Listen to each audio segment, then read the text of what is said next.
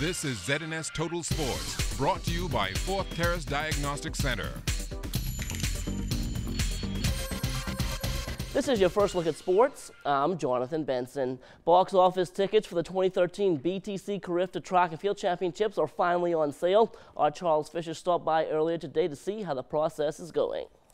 There was a steady line from 9 o'clock this morning as persons lined up to get their tickets for the BTC Carifta Track and Field Championships. And Laura Pratt-Charlton says when you come to get your tickets, make sure you know where you want to sit.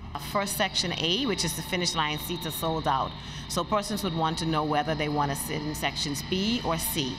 With sections B, you can get seats just past the finish line or in the mid-track about the 50 meters. And then section C is just past and at the 100-meter start. So once you have an idea of where it is that you want to sit, whether it's in section B or C, then we also have upper and lower sections, whether you want an aisle seat. So if you have that information, it makes it a lot easier for us when processing. It is also good to purchase the 3-day package. When persons ask the price, we give them the prices of the packets, because at the end of the day, it does save you a couple of dollars and it saves you the hassle of having to come back to the window again to purchase tickets. And yes, these tickets are going pretty fast. Surprisingly enough, we have been getting good response from online as well as box office sales. I think, this is something that has not happened in quite some time, over 12 years. They're excited. It's a new stadium. I think that's another thing that lends to the excitement. And persons just want to come out and see our kids perform in this new stadium. So in the weeks leading up to the BTC Carifta Track and Field Championships, ticket sales expected to go on up. And if you have not gotten yours by now, I think you should head on down here to the Thomas A. Robinson Track and Field Stadium or get them online. For ZNS Total Sports, I'm Charles Fisher. All right, thanks a lot, Charles. Well, CR Walker coach Floyd Ambrister is speaking out on how the club system is affecting high school sports in the Bahamas. Ambrister says this is especially true when it comes to track and field, as club coaches tend to dictate the capacity in which their athletes can compete for their respective schools. What I want the public to know is that, hey, look here, you have to allow the students them to be a part of the school first before clubs come in. Back in the days when I was in high school, the club system used to kick in after May. But now, you see the club system kicking from around January now, and a lot of parents are focusing on clubs. But the high school system is supposed to kick in first. In Jamaica, the biggest program in Jamaica is the Boys and Girls Champs in high school. I don't think the United States, neither Jamaica, allows their kids to participate in any clubs. But that's the kind of system that we're facing right now, where we have our athletes them and we designate them for the events. We have a lot of athletes them now saying what their club coach say and all that stuff, but that shouldn't deter our program. We're doing this one for the man in the colorful pants, Frank Hanna. He's celebrating a birthday today. Well, there are just 24 days left until the start of the BTC Carifta Track and Field Championships, and the Thomas A. Robinson National Stadium has been temporarily shut down in order to get the facility in prime shape for the games. Our Charles Fisher stopped by the stadium today to find out exactly what is being done. Well, as the signs say, the Thomas A. Robinson Track and Field Stadium is closed until the Carifta trials March 15th and 16th. Inside workers are putting on the final touches. Jeffrey Beckles, he is the Assistant General Manager of the National Sports Authority, explains what is going on. We closed the track as of Friday past in preparation for Carifta. As a matter of fact, we have less than 3 weeks to prepare, and so we closed this facility to coincide with the opening of the new track, which is with the old track, which has been fully refurbished. We're doing the painting of the railings, we're doing the cosmetic works on the outside, we're painting, we've got to paint all the staircases. We're going through, now that we've had a month and a half of high school meets here, we're doing all the necessary repairs and upgrades to the bathrooms. We're doing the relining of the infield. We're going to freshen up the marking lines. As you know, the track has been certified, but we're also freshening up the lines because we've had 6 weeks of wear and tear on them. And so those are some of the things that we're doing. We're also doing some remediation work on the infield to get it ready for the throwing events. And so those are some of the things that we're actually doing. In addition to that, we're finishing the basic landscaping on the outside. We're getting the perimeter parking lots refreshed and ready. We should be able to host about 4,000 vehicles. And so we're kind of getting that done. At the same time, we're doing some remedial works at the old tower as well. The stadium once again will reopen March 15th and 16th. It's a prelude to the Carifta Track and Field Championship. At which time we intend to execute our operational plan for Carifta. Right after that, we plan to get with all the parties, the LOC, the B3As, and do an assessment of the two-day event. And then we'll tweak our operations in preparations for the games. And so we have all of the agencies, the police, the B3As, our volunteers, all of our workers will get here for the 15th and the 16th, execute our operational plans, and then we'll review it, and then with the view of making sure that we're ready for the games. Once again, the Thomas A. Robinson Track and Field Stadium is closed until March 15th and 16th for the Carifta Trials, where every boy will have a dry run, including ZNS Tues Sports, the only station to watch the BTC Carifta Track and Field Championships. For ZNS Tues Sports, I'm Charles Fisher. All right, thanks a lot, Charles. Well, the Bahamas Scholastic Association tipping off its best of 3 basketball championships yesterday at the Donald Davis Gym. Our Julian Gibson was courtside. Benson, the championships got started here yesterday at the Donald Davis Gym with Mount Carmel Primary School girls beating Carlton Francis 18-16. They showed some heart, and they came out to play, and in the end they won. Carlton Francis have some pretty good girls there, and they surely give them a fight all season. Talk about those key free throws down the stretch you got from your player.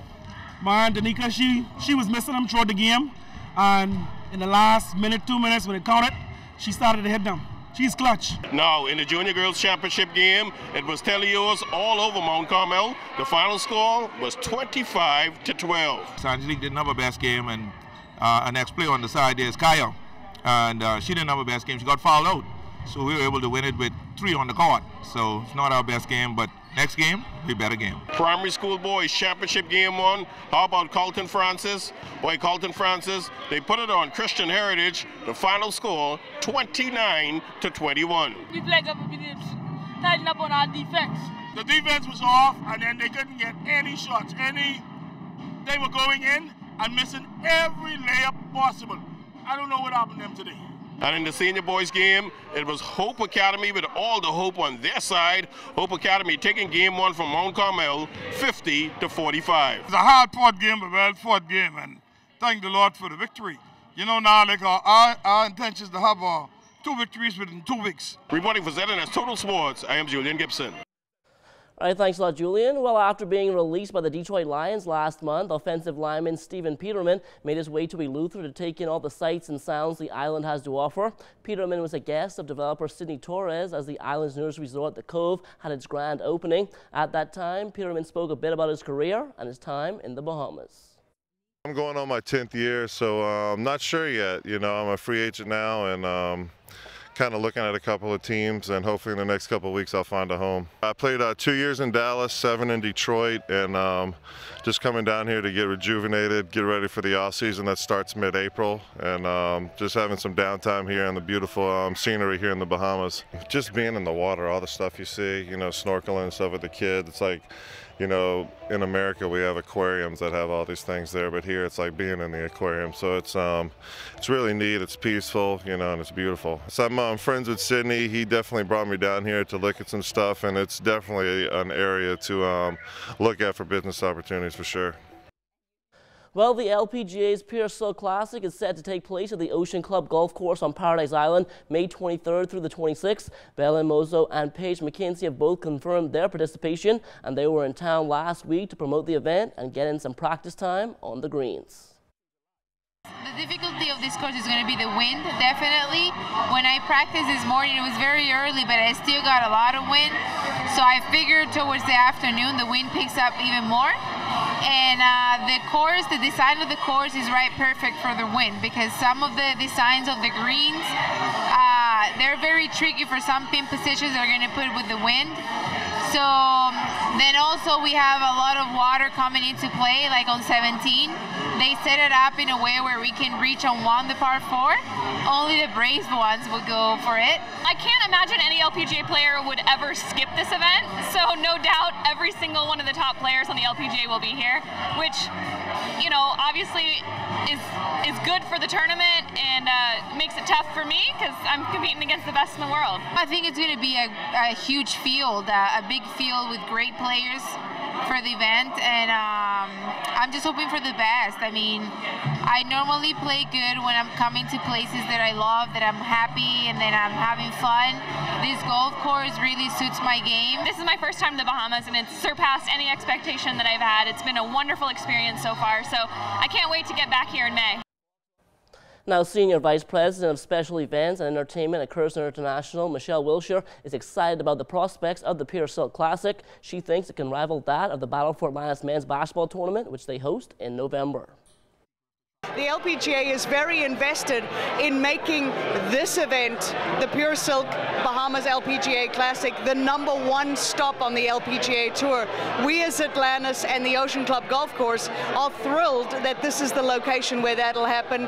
This is a spectacular course. The ladies have played it today. They see it's a fun course, but it can get real tricky when the winds are up and there's a lot of hurdles they're going to get over. So for us, it couldn't be better. This is going to be a lot of families. It's a good holiday weekend, same as the basketball. The players' families are excited because they're going to get to come to a terrific destination and travel with the players to support them, to experience the Bahamas and to experience Atlantis. So I think we're going to see a lot of families and a lot of folks traveling to be a part of this event. Now, there are a lot of international promotions being done for the Pure Silk Classic, and Matt Truax is leading the charge.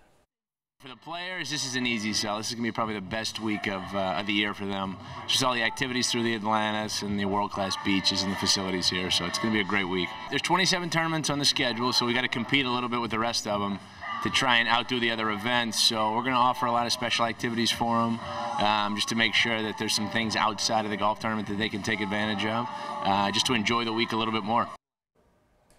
And that will do it for sports, but don't go anywhere. There's more to come after the break.